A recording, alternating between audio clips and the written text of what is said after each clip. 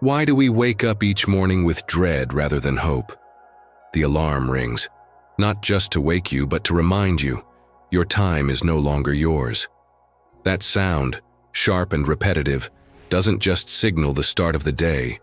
It signals the return to the cycle. A cycle where your body is present, but your spirit slowly withers. You put on clothes you didn't choose, to go to a job you don't love, to earn money that disappears the moment it arrives. You get dressed quickly, not because you're excited, but because you're afraid. Afraid of being late, of being reprimanded, of losing your fragile grasp on security. But security is a myth when one unexpected bill can dismantle your entire life. They told us hard work is the key to success. But why does it feel more like the key to exhaustion? You skip breakfast. You check your bank balance. You sigh. And then you step out into a world that sees you not as a person, but as a unit of productivity. Your smile at work is rehearsed.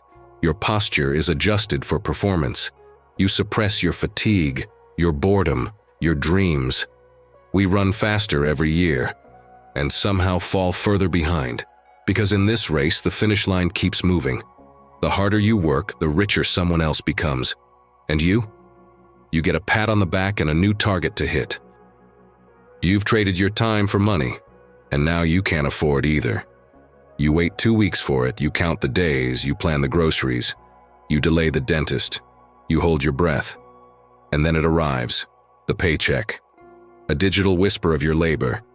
You look at the number, and for a brief second, hope flickers, but then bills begin to surface like ghosts: rent, electricity, insurance, gas, subscription services you forgot to cancel, a debt you've been avoiding now with interest, groceries that cost 20% more than last year, but your wage stayed the same. You do the math again and again, subtract, subtract, subtract, until what's left isn't enough to enjoy, it's just enough to survive. And even that feels like a luxury. Your money disappears not with extravagance, but with necessity. You're not buying yachts, you're buying eggs. You're not wasting, you're enduring, and yet you're made to feel guilty, like you've failed. Like if you just managed better, it would all be okay. But it wouldn't, because it was never meant to be okay. What if the system isn't broken? What if it was built this way, to keep you running, just enough to breathe, never enough to rest, to keep you working, not for freedom, but for containment? Your paycheck isn't a reward, it's a leash. And the tighter your situation, the harder you'll pull against it, producing more, questioning less. This is what Marx meant by exploitation, that the value you create doesn't return to you. It travels upward, quietly, invisibly, into the pockets of those who own, not those who labor. And still, you're told to be grateful. Grateful for the job, grateful for the scraps, grateful for the opportunity to drown a little slower than the person next to you. They said you made it, you graduated, you got the job, you moved into a decent apartment with heating and Wi-Fi, you even bought a couch that didn't come from the street. And for a while it felt like progress. You scrolled through your feed comparing your life to others and thinking, at least I'm not like them, I'm not struggling. But slowly, silently, the cracks begin to show. The student loan balance that never shrinks. The car that needs a $900 repair. The rent increase you weren't expecting. And suddenly the savings vanish. Suddenly the credit card becomes a crutch. Suddenly you realize you were never stable. You were just lucky for a moment. What they called middle class was never a class. It was a conditioned illusion. A performance of security built on debt, overwork, and anxiety. A role you played so well you forgot you were acting. Because real class isn't about your lifestyle. It's about your relationship to power. And if you don't own the company, if you sell your time to survive, then you are not the exception. You are the rule. But capitalism needs this illusion to survive. It needs a buffer class, people who believe they've escaped poverty, so they defend the system that's slowly dragging them back to it. A fragile layer of hope, separating the rich from the working class. But when crisis hits, a recession, a medical emergency, a layoff, the truth is revealed. You were never middle class. You were a worker, with better lighting, and the tragedy? You internalized the failure as personal. You blamed yourself for not budgeting better, not trying harder, not investing sooner. But what you're really experiencing is not personal failure, it's structural betrayal. As Marx wrote, the ideas of the ruling class are in every epoch the ruling ideas, and one of the most powerful? That you are to blame for a game that was rigged before you were born. Wake up early, crush your goals, drink your coffee, reply to emails with fake energy and forced urgency, check your calendar, optimize your schedule, maximize your output. This is not a routine, this is a ritual, a secular religion of self-sacrifice in the temple of the market. You are the offering, and your God is not merciful. It demands more every day. More hours, more results, more hustle, less rest, less reflection, less rebellion. You wear burnout like a badge. You brag about being busy. You shame yourself for taking breaks, because somewhere along the line, rest became guilt, and exhaustion became virtue. They don't need chains when you're shackled to your own ambition. They don't need prisons when you're too tired to dream of escape. This is what Marx called alienation, when your labor no longer feels like a part of you, but something extracted from you. You become a stranger to your own body, your own time, your own soul. You're not building a life, you're maintaining an engine. And when that engine starts to fail, they don't repair you. They replace you. The language of this religion is coded in positivity. Be your best self. Push your limits. Grind now, shine later. But the grind never ends, and the shine is always just out of reach. And so, day after day, you disintegrate, slowly, invisibly, not with fire, but with friction. The friction of pretending to be okay when you're unraveling. The tragedy of late capitalism is not that it steals your labor, but that it convinces you to surrender it willingly, to offer it up with pride even as it devours you. Ask yourself, if you stopped producing for a moment, would you still feel like you matter? That's the depth of the alienation, that even your worth has been outsourced.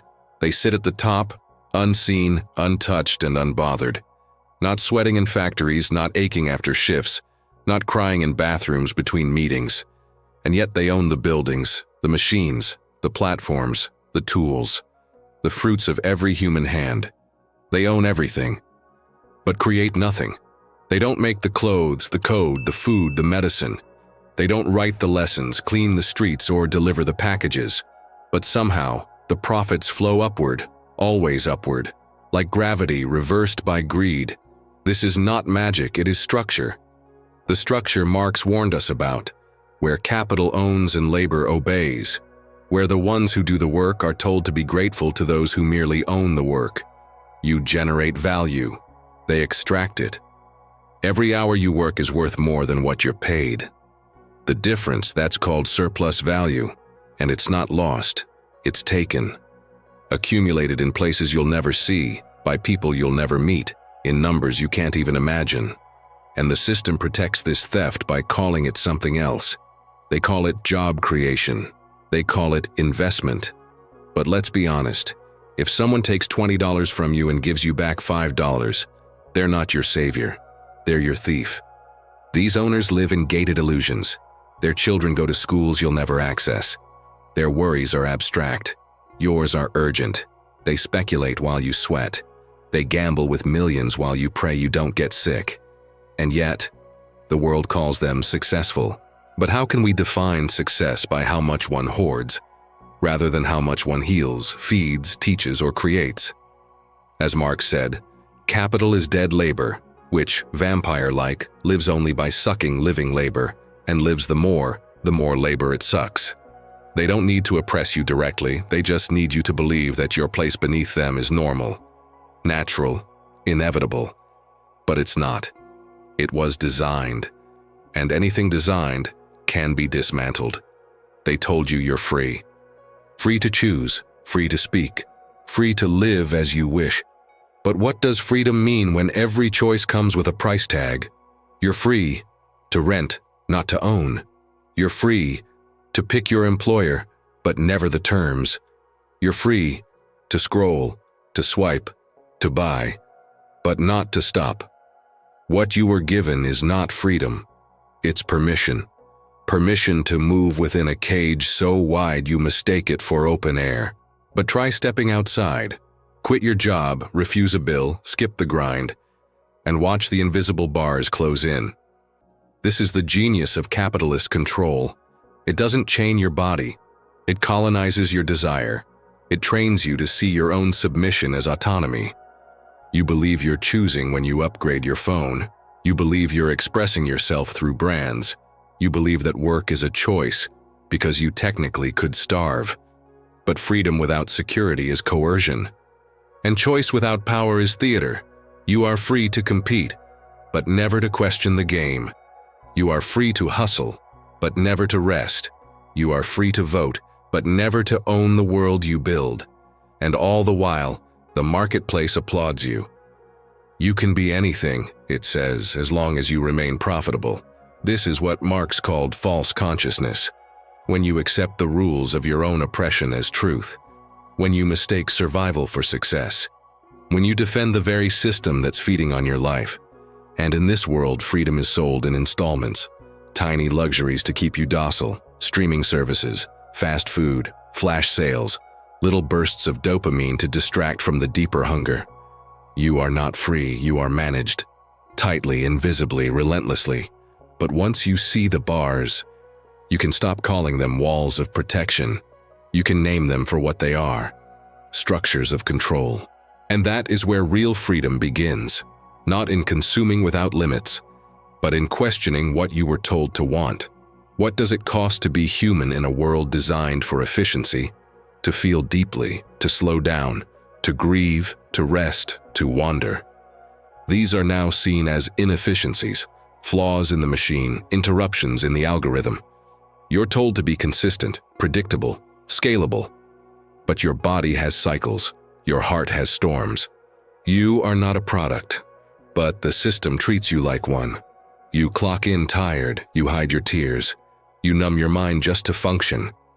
Because in this economy, emotions don't generate profit.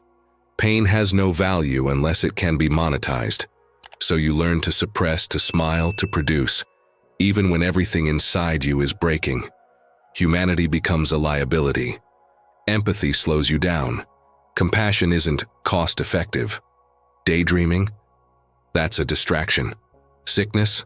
An inconvenience. And yet they sell you wellness. Apps to meditate.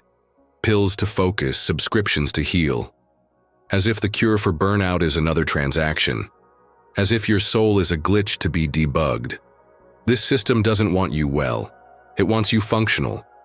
You are not celebrated for your creativity, your depth, your joy. You are measured by your output. How fast, how much, how long. And the moment you can't keep up, you're replaced. Like a part in a machine. Like your years of sacrifice meant nothing. This is the fetishism of productivity, where the process is worshipped and the person behind it is forgotten. Marx warned us, the worker feels himself at home only during his leisure time, whereas at work, he feels homeless. But leisure is shrinking. And work? Work is colonizing every hour. You answer emails at dinner. You think about projects in bed. You feel guilty for not using time wisely. When did existing stop being enough? You are not broken. You are reacting to a world that punishes softness and rewards obedience. And maybe the most radical thing you can do is to remember that being human is not a flaw. It's a resistance. Why do they give you so many choices, but none that actually matter? You can choose between 10 brands of cereal, 100 styles of shoes, 1,000 influencers selling the same lifestyle in slightly different fonts. But try choosing affordable housing. Try choosing universal health care. Try choosing dignity over profit. And see how fast the options vanish. This is not freedom, this is sedation. The more exhausted you are, the more vulnerable you become to the illusion of choice. So they keep you tired. Tired enough to crave pleasure over power. To crave escape over transformation. And so they sell you tiny escapes. A new phone, a streaming series, a weekend sale. Just enough to keep you going. Just enough to silence the question, is this all there is? They know the truth. A distracted worker is a quiet worker. If you're busy upgrading your lifestyle, you won't question the life itself. If you're comparing prices, you won't compare realities. If you're chasing the next dopamine hit, you won't have time to feel how empty you've become. This is what Marx called commodity fetishism, when objects seem to have power, but the real power is hidden in the social relationships behind them. When value is no longer about need or meaning, but about branding, status, illusion. We are taught to express ourselves through what we buy, not through what we build, love, or believe. Identity is outsourced. Self-worth becomes a subscription. But while we scroll, shop, and self-optimize, they consolidate. We're isolated. They're organized. Because what scares them isn't your consumption. It's your connection, not the kind formed in comment sections or shared playlists, but real solidarity. The kind that remembers, you are not alone, you are not crazy, and none of this is natural. They fear what happens when the working class stops competing and starts uniting, because consumption divides, but struggle unites. And when we stop buying identities, we start building futures. You've been told it's just bad luck, that things are rough right now, that the economy is struggling, that you just need to hang in there. But what if the cracks you see aren't the result of failure, but the signs of design? What if you were never meant to thrive, only to function, to sustain the engine, to serve as fuel? This system is not broken. It is performing exactly as intended. It was not made for you. It was made for profit. It rewards those who own. It punishes those who labor. It glorifies the few and grinds the many. This is not a glitch. This is the blueprint. You are told that with enough work, you'll rise. But the ladder you're climbing? It was built to collapse under your weight. Because if everyone rose, who would serve the ones already at the top? So they built a world where the rich shape reality. They fund the news. They write the laws. They own the platforms where you speak. They even sell you the dream that keeps you asleep. And when you question it, they call you bitter, unrealistic, dangerous. But clarity is not bitterness. It is awakening. And once you see the system for what it is, you stop blaming yourself for not winning a game designed for you to lose. As Marx wrote, the ruling ideas of each age have ever been the ideas of its ruling class. So what happens when we reject their ideas? When we stop calling this chaos normal? When we stop mistaking survival for success? We begin to see the cracks not as signs of collapse, but as openings, as invitations, as exits. Because if this world was built, then it can be rebuilt. Not in their image, but in ours. You felt it, haven't you? That quiet shame, that invisible fatigue, that whisper in the dark that says, maybe it's just me. But it's not just you. It was never just you. The anxiety, the debt, the emptiness after a long day of doing work that doesn't nourish your soul, the loneliness in a world obsessed with connection. These aren't private failures. They are shared conditions. And when you see them for what they are, not as personal flaws but as systemic outcomes, you awaken. Awareness is painful, but it is also power. Because when you name your suffering, you reclaim it. And when you see that others carry the same weight, you begin to realize you are not alone. That is the beginning of class consciousness. The moment you stop asking, "What's wrong with me?" and start asking, "Who profits from my silence?" You see the warehouse worker, the teacher, the nurse, the delivery driver, the unemployed graduate, the overworked immigrant, the artist without time to create, the parent juggling 2 jobs. You see them not as strangers, but as reflections, pieces of a fractured whole, scattered, but not broken, because they taught us to feel alone. Because lonely people don't organize. Lonely people blame themselves. Lonely people keep working, keep buying, keep scrolling. But awake people, they begin to connect. And connected people begin to resist. Class consciousness isn't about hatred. It's about love. Love for truth, love for justice, love for each other. It is remembering that your worth is not defined by your productivity, that your life is not a ledger, that your soul was never meant to be sacrificed on the altar of someone else's profit. You are more than your job, more than your bank account, more than your exhaustion. You are part of something vast, a force that built the world with its hands and can rebuild it with its will. The system wanted you obedient, but now you are awake. So now I ask you, how long will you sell your time before you realize it was your life all along? How much more will you give away before you start asking who's taking? And what would happen if millions of people just like you stopped blaming themselves and started seeing the truth together? The philosophers have only interpreted the world in various ways. The point, however, is to change it. Karl Marx. If this video made you feel seen, if it sparked something in you, don't let that spark die. Comment below. Share this with someone who needs to hear it. Support this channel with a super thanks if you can. Every contribution helps keep this fire burning. And subscribe, because we're not done yet. This is only the beginning.